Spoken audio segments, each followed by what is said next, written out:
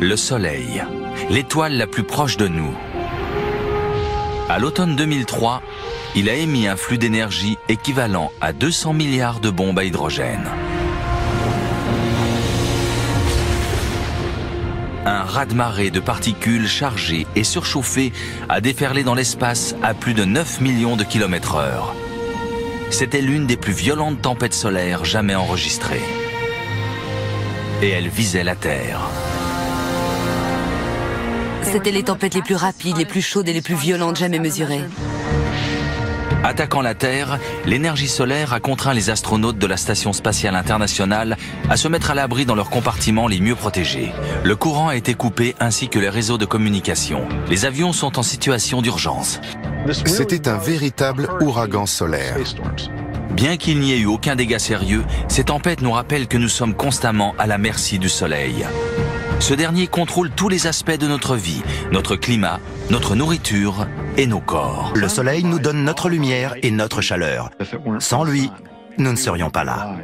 Le Soleil représente 99,8% de la masse totale du système solaire et pèse 300 000 fois plus lourd que la Terre. La force gravitationnelle du Soleil est suffisamment puissante pour empêcher les planètes de dériver dans l'espace. Et comme Copernic a été le premier à le suggérer, il gouverne le centre de notre système solaire avec une véritable main de fer. Le modèle de Copernic, qui place le Soleil au centre du système avec toutes les planètes autour, au lieu d'un système avec la Terre en son centre, était un gigantesque changement de paradigme. Ça signifie que le Soleil est l'astre le plus important du système et que nous devons vraiment essayer de le comprendre. L'astre que nous voyons tous les jours est la source d'énergie du système solaire. En son centre, son noyau atteint 15 millions de degrés. C'est le moteur qui alimente tout. À l'intérieur du noyau se déroule un processus de fusion. C'est ce qui produit de la lumière et des particules. À chaque seconde, le Soleil émet la même quantité d'énergie qu'1 million de bombes H. Il influence tout ce qu'il touche, y compris nous. Au-delà de la chromosphère se trouve une zone très étendue, la couronne solaire, avec une température de plus d'1 million de degrés. Le Soleil produit un flux d'énergie externe continu appelé vent solaire. Soufflant en permanence, il transporte l'énergie dans le système solaire et ce, jusqu'à 14,9 billions de kilomètres, bien au-delà de Pluton. L'espace entre les planètes et à l'intérieur du système solaire n'est pas vide. Il regorge de particules et de rayons lumineux. Le vent solaire poursuit sa course loin du Soleil, mais la force gravitationnelle de l'astre attire tout vers lui. Les comètes, par exemple, elles orbitent tout autour du Soleil et peuvent parfois se retrouver en fâcheuse position. Récemment, les scientifiques ont pu observer l'une des éruptions solaires les plus impressionnantes. Une éjection de matière coronale qui a sectionné la queue d'une comète. Quand la comète a été touchée, sa queue a été coupée comme avec un couteau et a dérivé. Il a fallu un peu de temps à la comète pour générer assez de gaz, de plasma et de poussière pour recréer une queue. Ça nous montre comment le vent solaire se déplace dans le système solaire et comment les objets sont affectés. Le satellite d'observation du Soleil Inode, qui signifie aurore en japonais, a été lancé en 2006. Il a pour mission d'étudier les relations entre les lignes de champ magnétique et la couronne. Il a récemment capturé des images de l'une des ondes qu'on pense être responsable du réchauffement de cette zone énigmatique, les ondes d'Alfvén. Les ondes d'Alfvén sont des ondes présentes dans le plasma, dans un nuage de gaz ionisé traversé par un champ magnétique.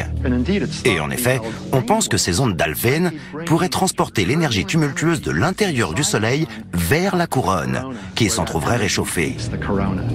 Les ondes d'Alfvén se forment à l'intérieur du Soleil et voyagent jusqu'à la surface, provoquant l'oscillation et la vibration des lignes de champ magnétique. Cette vibration et cette oscillation provoquent une friction avec le plasma magnétisé qui les entoure dans la couronne, ce qui donne de la chaleur. C'est cette chaleur libérée dans la couronne qui se propage dans l'espace et emplit notre système solaire de l'énergie du Soleil. Chaque jour, le Soleil que nous voyons nous semble inchangé. Pourtant, comme la Terre, il a des saisons, un minimum et un maximum solaire. Deux personnalités distinctes qui peuvent agir sur notre technologie et peut-être même notre climat. La transition entre deux minima solaires s'appelle un cycle, une durée moyenne de 11 ans au cours de laquelle l'activité solaire atteint son maximum avant de décliner à nouveau. Les astronautes et les satellites ne sont pas les seules victimes potentielles des tempêtes solaires. Les particules expulsées vers la Terre peuvent perturber notre champ magnétique, faisant parfois des ravages. Quand les particules percutent le champ magnétique terrestre, elles le font résonner, un peu comme une cloche.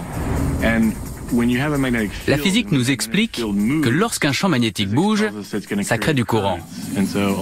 Des courants électriques sont créés dans l'atmosphère terrestre extérieure, ce qui peut entraîner toutes sortes de perturbations. Les courants sont source de problèmes pour les satellites qui orbitent la Terre. Ils brouillent les systèmes de géolocalisation et interfèrent avec les équipements de communication, mettant hors service les radios et les réseaux de téléphones mobiles. Ces éjections de matière envoient une telle quantité de particules chargées vers la Terre que certaines traversent notre champ magnétique et atteignent même des centrales électriques. Les afflux d'électrons entraînent des coupures de courant, des courts-circuits, et ainsi de suite. Baignant dans l'atmosphère du Soleil, la Terre est protégée des rayons cosmiques mortels. Mais bien que la puissance de l'astre solaire nous protège, elle peut aussi nous nuire. La vie sur Terre, si près de son étoile, est possible en partie grâce à la couche d'ozone. Mais que se passerait-il si cette dernière disparaissait ? Si la Terre perdait une grande partie de sa couche d'ozone, le rayonnement ultraviolet du Soleil pénétrerait l'atmosphère et atteindrait la surface de notre planète. L'énorme quantité de rayons ultraviolets dégagés par le Soleil éliminerait rapidement les éléments les plus basiques de la chaîne alimentaire, causant d'abord la disparition des plantes, puis des animaux. Si on recevait de vastes quantités d'ultraviolets, la vie sur Terre finirait par disparaître. Le Soleil nous fournit juste assez de lumière, de chaleur et d'énergie pour alimenter notre monde et nos vies. L'interaction de la lumière avec notre peau produit de la vitamine D, qui est très utile. La vitamine D nous protège d'un grand nombre de maladies, parmi lesquelles l'ostéoporose et les maladies du cœur. Mais là encore, un équilibre doit être maintenu. Trop de soleil peut modifier notre ADN et entraîner des cancers de la peau. Pour maintenir l'équilibre entre la Terre et le Soleil qui permet à la vie de s'épanouir, il faudra employer moins de combustibles fossiles et privilégier l'énergie que le Soleil nous délivre chaque jour. Après tout, le rendement énergétique de notre étoile est estimé à 386 milliards de mégawatts. Ça signifie qu'en 15 minutes, le Soleil émet autant d'énergie que ce que la vie sur Terre consomme en une année.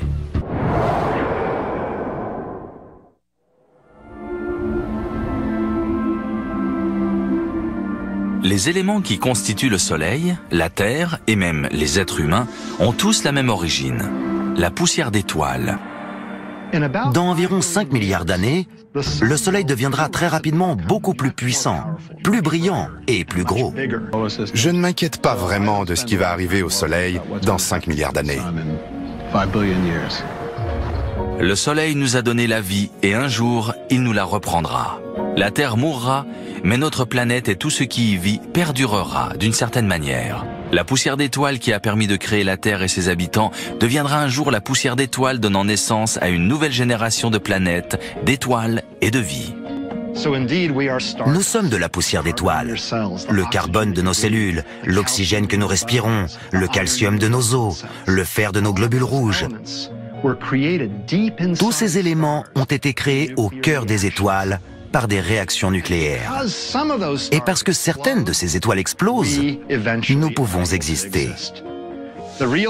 Comprendre que nous venons des étoiles, c'est l'une des plus grandes découvertes de toute l'histoire de la science.